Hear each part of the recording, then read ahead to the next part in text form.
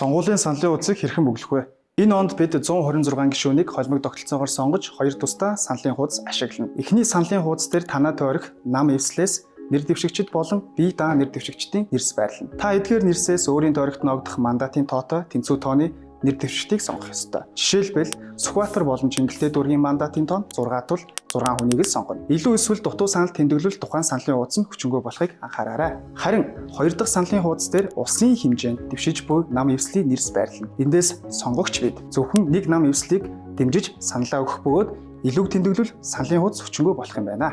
Түүнчлэн та дээрх хоёр саналын хуудасны зөвхөн аль нэг дээр нь тэмдэглэгээ хийх эсвэл нөгөөг нь хоосон үлдээх боломжтой. Гэхдээ та саналын хуудасыг хоосон үлдээснээр танаас бусад сонгогчдын өгсөн саналаар сонгуулийн үр дүн шийдэгдэх болно гэдгийг анхаараарай. Эцэст нь та саналын хуудасд саналаа тэмдэглэсний дараа төхөөрөмжөд уншуулахаар явахын өмнө зориултын хавцыг заавал хэрэглээрэй. Энэхүү хавц нь таны саналын нууцлалыг хангаж бусдад харагдахаас сэргийлэх юм.